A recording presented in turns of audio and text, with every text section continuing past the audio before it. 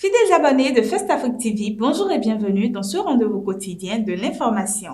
Au menu de cette revue, les quotidiens La Nation, L'Indépendant, Le Grand Jury, Le Béninois Libéré, L'Économiste, Martin Libre, Dabarou, L'Informateur, L'événement du jour et Le Matinal.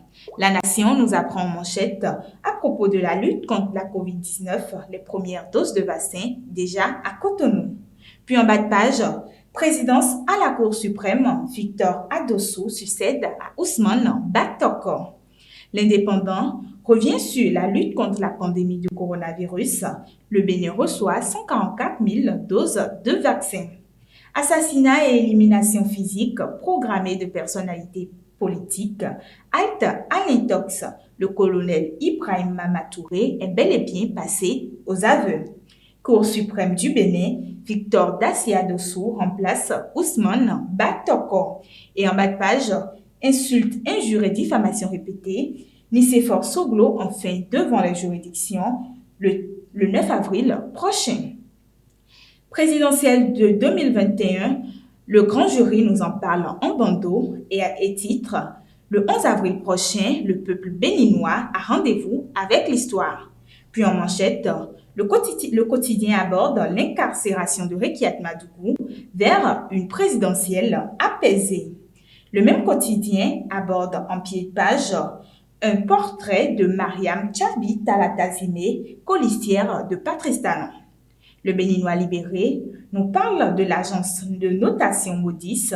Le Bénin passe du niveau B2 à la position B1 stable. Ayant traité Soumanou Moudjahidou de grand voleur, ses enfants assignent Nicéphore Soglo en justice. Puis en bas de page, célébration de la Journée internationale de la femme à Comé, l'honorable Gaston offre le dépistage gratuit aux femmes. L'Économiste nous parle de l'interview avec l'ambassadeur Takahisa Tsugawa. Beaucoup d'investisseurs japonais s'intéressent au Bénin, a-t-il affirmé. Puis gestion des finances publiques, Moody's attribue la note B1 au Bénin. Le Matinal nous parle des injures publiques et diffamations. Les enfants de Soumanou Moudjahidou assignent Nicéphore Soglo en justice. En bas de page, le Matinal revient sur la lutte contre le coronavirus et titre « Le gouvernement reçoit 144 000 doses de vaccins ». Martin Libre nous parle de l'ambassadrice des USA à propos de l'affaire Madougou. Elle a affirmé « Nous suivons de près le processus judiciaire ».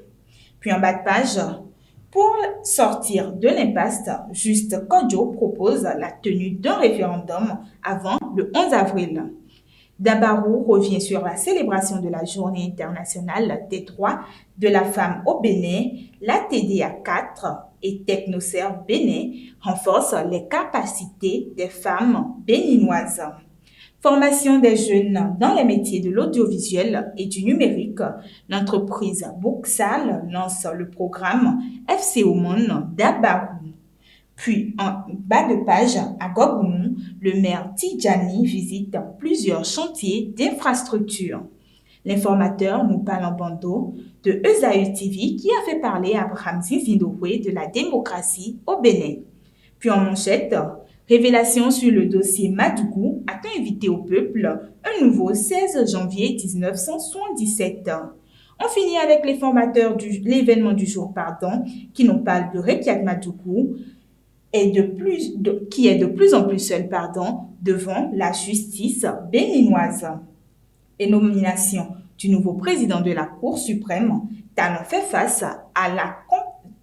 le choix de la compétence. Merci de nous avoir suivis. On se retrouve demain pour un autre numéro. En attendant, n'oubliez pas de partager, de vous abonner et d'activer la cloche de notification pour toujours être mis au courant de toutes nos publications.